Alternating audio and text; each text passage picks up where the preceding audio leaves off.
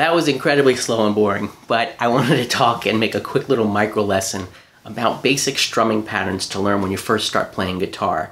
And one of them basically is that it really actually works in a lot of songs, especially if you're layering guitar parts, to have one guitar part that is playing whole notes. But it's also a great thing for you to learn just to play if you wanted to sing to your own songs or whatever, or if you're writing your own songs, you can just use whole notes. Now, what is a whole note? Well, traditionally, there's different time signatures, but the most common, I would say, is 4/4 time. And what does that mean? Well, that means there's 4 beats per measure of music. So you would count 1, 2, 3, 4. That would be one measure of music. A whole note will span basically that whole entire measure. So if I was playing a G chord, 1, 2, 3, 4. New measure, 2, 2, 3, 4. Third measure, 3, 2, 3, 4. Fourth measure, 4, 2, 3, 4. So this is a whole note. I'm holding that note through the whole duration of that 4/4 time signature.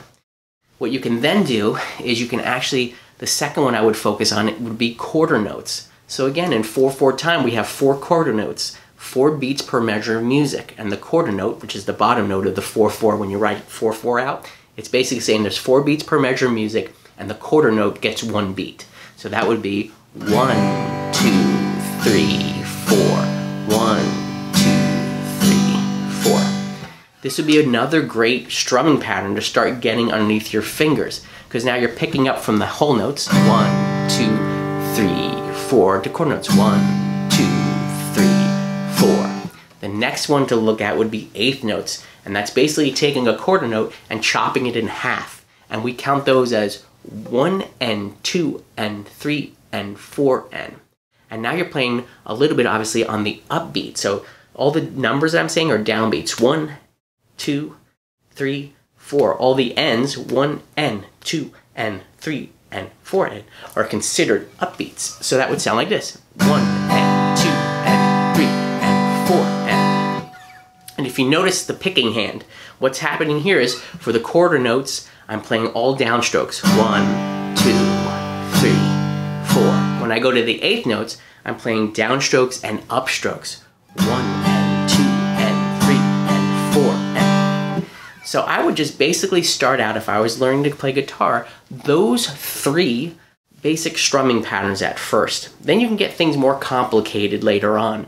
But if you really practice those with a metronome, just something here that keeps your beat, or maybe even a drum loop, and you could just practice switching in between.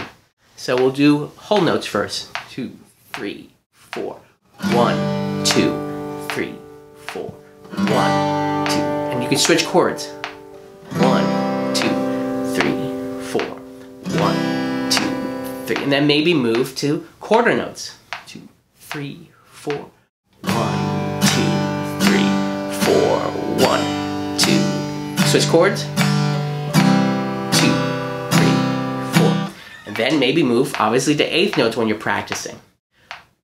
1 and 2 and 3 and 4 and 1 and 2 and 3 and 4 and 1 and 2 and 3 and 4 and etc. and so forth. You get the idea.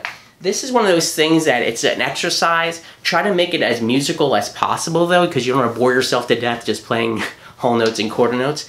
Or actually play along to your favorite songs. Look up the chord chart and play along to your favorite songs, and just start very basic at first, just maybe outlining the chord progression with the whole notes as the band continues to play, and just fill that space up. And if you get more and more confident, then start using the eighth notes or the quarter notes, or whatever the music is going to dictate. Anyway, just a quick little micro lesson again on maybe the basic strumming patterns that you might want to consider starting to learn when you start playing guitar. If you found any value in this video whatsoever, please consider supporting the channel for free. It does help by subscribing down below. Hit the like button and knock on the bell, and you'll be notified when the next video comes out. I wish you a great day. Thank you so much for stopping by.